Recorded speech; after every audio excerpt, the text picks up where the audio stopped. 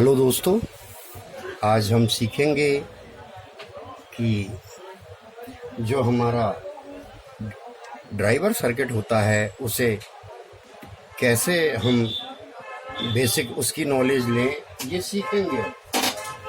तो उसके लिए हमने ये ड्राइवर सर्किट का एक डायग्राम मैं आपके सामने बनाने जा रहा हूँ। CA 255 इस डायग्राम को हम कागज़ पर ड्रॉ करेंगे और इसके बाद इसकी विशेषताएं देखेंगे और इसमें जो मिस्टेक आती है उनके विषय में जानकारी देंगे। तो जैसे कि हमको पावर सप्लाई द्वारा हमें या तो 12 वोल्ट प्राप्त होंगे या हमको 24 वोल्ट प्राप्त होंगे। जैसे हमको ये 24 वोल्ट 12 वोल्ट हमको मिलते हैं, आप देखेंगे कि एक हमें इंडक्टर कॉइल नज़र आएगी और इंडक्टर कॉइल के बाद हमें एक डायोड नज़र आएगा। डायोड नज़र आएगा हमको और साथ में हमें यहाँ एक कैपेसिटर नज़र आएगा जिसकी वैल्यू होगी 120 वोल्ट 100 UF। अब ये सर्किट काम कैसे करता है, क्योंकि यहाँ हमने 12-24 वोल्ट दिए और यहाँ हमको 100 वोल्ट से लेकर 140 वोल्ट तक हमें यहाँ प्राप्त होते हैं। ये कैसे होते हैं? तो वही जो आपने पावर सप्लाई में पढ़ा है, स्विचिंग क्रिया। स्विचिंग क्रिया कैसे होती है कि इंडक्टर और कॉइल के साथ हमें यहाँ जो वोल्ट मिलते हैं वहाँ हमें एक मॉसफेट नज़र आएगा।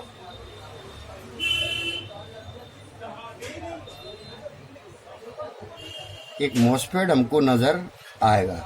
तो ये हमारा मॉसफेट हुआ। ये हमारा NPN N चैनल का मॉसफेट होता है और हमें जो पल्स मिलेगी वह पल्स हमें PWM पल्स हमें इस लो हाई जैसा आपने पावर सप्लाई में देखा कि हमें लो हाई जब ये स्विचिंग यहाँ होगी तो हमें यहाँ बड़े हुए वोल्ट नज़र आएंगे, क्योंकि इंडक्शन का काम होता है करंट को स्टोर करना और फिर ये डायोड के द्वारा इसको AC से DC बनाया जाएगा और ये फिल्टर लगने के बाद यहाँ में कैसे होगा वो काम, आइए देखते हैं। तो हमें पहले एक PWM ड्रॉ करना होगी। तो ये हमारा PWM बन गया। दूसरा, हम इसमें पावर सप्लाई दे देते हैं और हमारा PWM पल्स IC से चालू होगा। इसको ये IC मिल गई। साथ में हमें इसे एक ग्राउंड भी देना होगा। तो ये हमने ग्राउंड दे दिया। अब इसके बाद हमें ग्राउंड के बाद हमें यहाँ एक EN सिग्नल भी देना होगा। तो EN सिग्नल दे दिया तो हमें यहाँ एक RT, एक रेजिस्टेंस ऑफ जो हमें PWM IC के कार्य को चलाने में क्षमता रखती है, वो लगाना पड़ेगी हमको। अब इसके बाद हमें यहाँ से एक पावर डिवाइडर और बनाना होगी।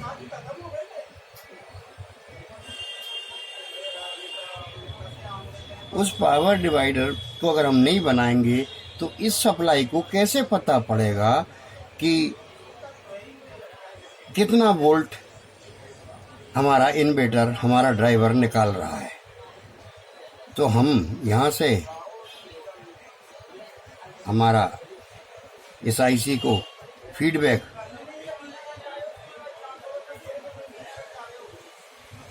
फीडबैक चला गया।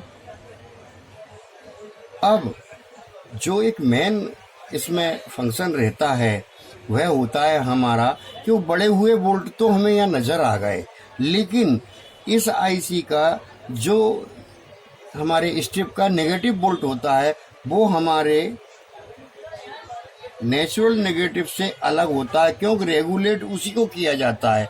यहाँ तो बड़े हुए वोल्ट मिल गए हमको, रेगुलेट हमें उसी से किया जाता है। उसके लिए हमें PWM आईसी से ही हमें एक पल्स मिलेगी हमें,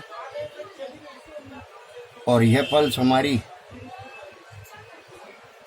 एक मॉसफेट पर जाएगी।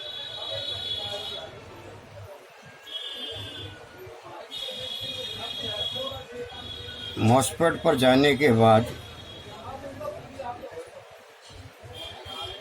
हमारी जो मॉसफेट पर हमारी जो पल्स जाएगी, उस पल्स से हमें एक सिग्नल मिलेगा जो हमारे ये प्लस हो गया, ये हमारा माइनस हो गया, और यहीं से हमें एक जो नेगेटिव जो हमको चाहिए resistance Y divider,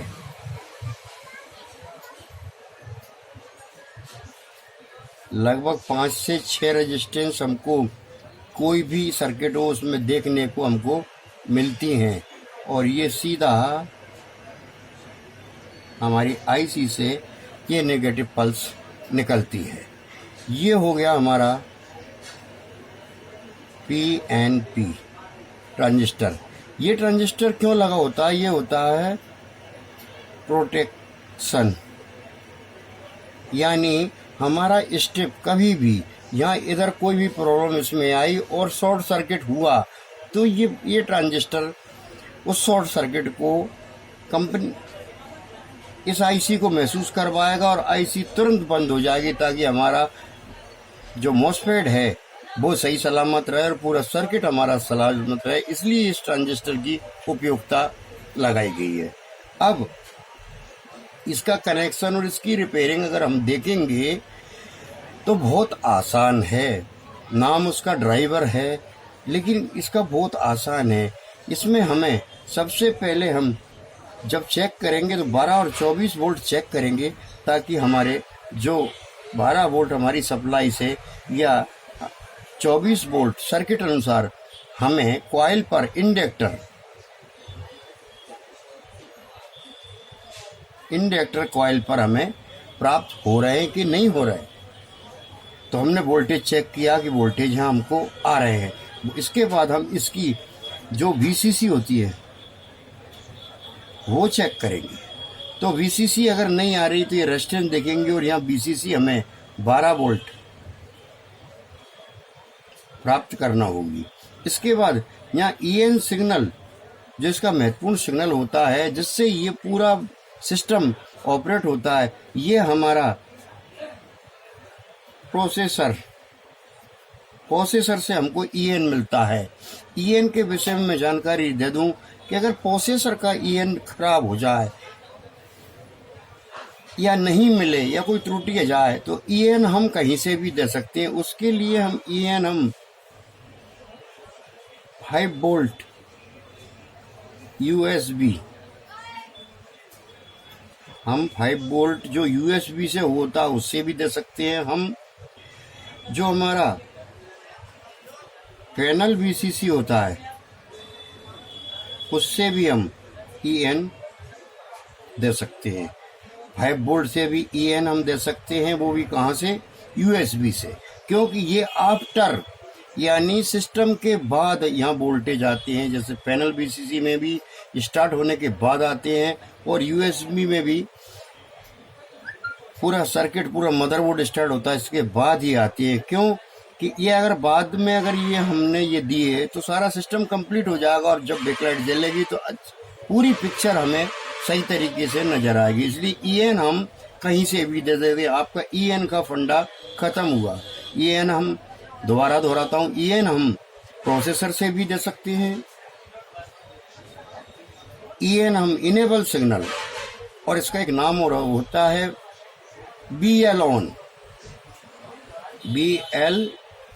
on enable या BL ऑन को हम 3 प्रकार से दे सकते हैं कि हम प्रोसेसर से भी दे सकते हैं, हम USB जो हमारा होता है उससे 5 वोल्ट आते हैं उससे भी दे सकते हैं, और पैनल BC से भी हम EN दे सकते हैं।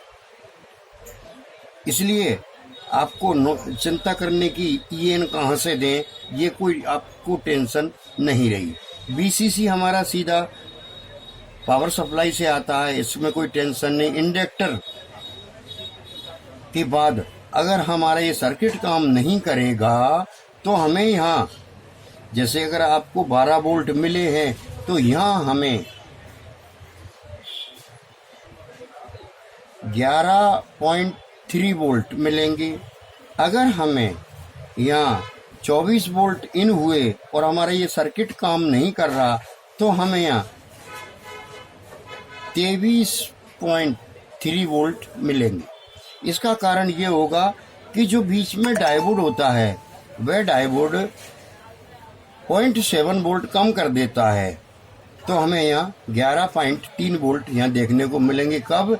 जब ये सर्किट काम नहीं करेगा। तो फिर हम क्या चेक करेंगे? हम मॉसफेट चेक करेंगे, हम PWM IC की VCC चेक करेंगे और डायोड चेक करेंगे। अक्सर इसमें डायोड खराब हो जाता है क्योंकि लोड उसी में पड़ता है, तो ये सब हम चेक करके आसानी से इसके हम फॉल्ट फाइंडिंग कर सकते हैं, इसमें कोई प्रॉब्लम नहीं है। अब बात ये आती है कि लोग कहते हैं कि सर हमको सैमसंग का बताना, सर हमको फलाने का बताना, हम सोनी का बताना। अरे भाई, जब वो सैमसंग या सोनी का ड्राइवर खराब होता है तो आप उसको रिपेयर नहीं कर सकते, ये भूल जाइए। रिपेयर आप किसी भी चीज को कब कर पाएंगे? जब उसका मेन कोई सामान उड़ रहा है, जैसे कि ये 120 वोल्ट 100 UF कंडेंसर आपका खराब है, आप ये बदल देंगे। आप मॉसफेट को एक बार चेंज कर सकते हैं, बाकी PWM IC और इस सर्किट में लगे रेजिस्टेंस को आप चेंज नहीं कर सकते। आपको दूसरा वही ड्राइवर इंस्टॉल करना होगी और वही उचित राय है और वही उचित सलाह है। क्यों? कि अगर आपने नया लगा दिया तो 2-3 साल के लिए वो भी फ्री हो गया। तो ये हमारा सर्किट था, क्योंकि जैसे ही इसको 12 वोल्ट मिलेंगे या 24 वोल्ट मिलेंगे, इंडक्टर अपना काम चालू कर देगी। यहाँ इसमें जो है ये कॉइल के द्वारा और ये स्विचिंग होगी, उससे स्टोर होगा और बड़े हुए वोल्ट हमें यहाँ प्राप्त हो जाएंगे। पावर डिवाइडर सर्किट द्वारा हमें ये पता लग जाएगा कि जो जिसके लिए ये कार्य किया गया है वो यहाँ सही है कि नहीं है। इसके बाद EN सिग्नल देंगे हम। अब इसके कनेक्शन के विषय में हम जानकारी लगाते हैं कि इसके कनेक्शन होते कौन कौन से हैं। तो दोस्तों, इसमें मात्र 3 कनेक्शन हमें करना होती है। पहला कनेक्शन होता है हमारा एक BCC, वो हमारा 12 वोल्ट हो या 24 वोल्ट हो। दूसरा होता है हमारा ग्राउंड और तीसरा कनेक्शन होता है हमारा BL ऑन या EN इनेबल। मात्र ये 3 कनेक्शन आप कर देंगे तो आपके बढ़े हुए वोल्ट हमें यहाँ प्राप्त होंगे। लेकिन अभी आपके साथ एक प्रॉब्लम आएगी, क्योंकि आप जब इसको चेक करेंगे इन्वर्टर को तो आप EN के बगैर इसको चेक नहीं कर सकते, यानी BL ऑन के बगैर या EN के बगैर आप इसको चेक नहीं कर सकते। तो आप हमेशा सर्किट कोई सा भी हो, BCC से हमें यहाँ एक रेजिस्टेंस लेकर और हमें BL ऑन पर दे देना चाहिए। उसकी वैल्यू लगभग 5K से 10K के बीच में हो सकती है। कोई भी रेजिस्टेंस इसके अगर हम देंगे तो हमारा पूरा जो इसका प्रोटेक्शन हट जाएगा और पूरा हमारा सर्किट चालू हो जाएगा और बड़े हुए वोल्ट हमें प्राप्त हो जाएंगे। दूसरा इसका चेक करने का फार्मूला ये होता है, कभी कभी लोग ये कहते हैं कि इन्होंने 12 वोल्ट बीसीसी इधर से दिए और ना तो इन्होंने बीएल ऑन लगाया, और यहाँ चेक कर रहे हैं कि बढ़े हुए वोल्ट हमें मिलेंगे कि नहीं मिलेंगे।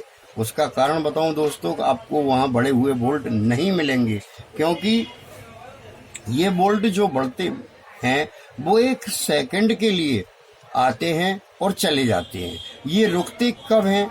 तब इनमें हम स्ट्रिप लग रही हो, और स्ट्रिप अगर हमारी, जैसे इसमें मैंने बताया कि 100 वोल्ट से 140 वोल्ट ये निकालेगा। अगर स्ट्रिप हमारी 60 वोल्ट है तो 60 वोल्ट पर जाकर ये पूरा सिस्टम रुक जाएगा। स्ट्रिप हमारी अगर 40 वोल्ट की है तो 40 वोल्ट पे जाके ये ऑटोमेटिकली रुक जाएगा।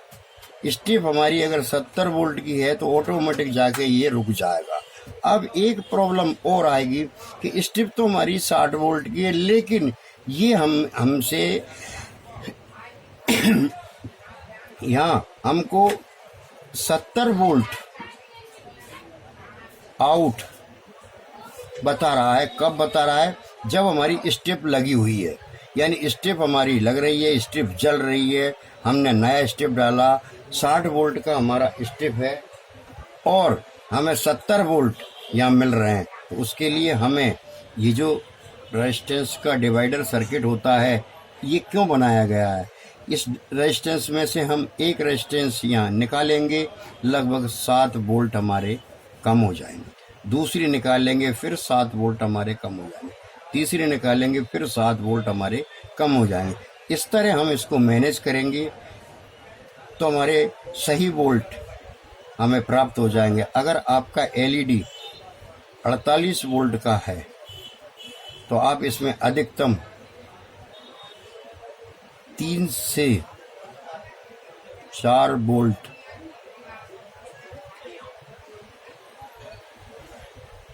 ज़्यादा दे सकते हैं। इससे अधिक अगर आपने दिया तो आपकी बैकलाइट है वो ख़राब हो जाएगी। तो मुझे पूरा विश्वास है कि आपको ये पूरा सर्किट समझ में आया होगा, जो आज इन्वर्टर का सर्किट था, और मैंने इसमें कोई कसर नहीं छोड़ी आप लोगों को बताने के लिए, क्योंकि इन्वर्टर का सर्किट एक पावर सप्लाई का ही रूप है। उस पावर सप्लाई में 220 वोल्ट एसी लेके हम 12 वोल्ट लेते हैं, और इसमें 12 वोल्ट लेकर हम 140 वोल्ट बनाते हैं। यही इसका नियम है। नमस्कार दोस्तों।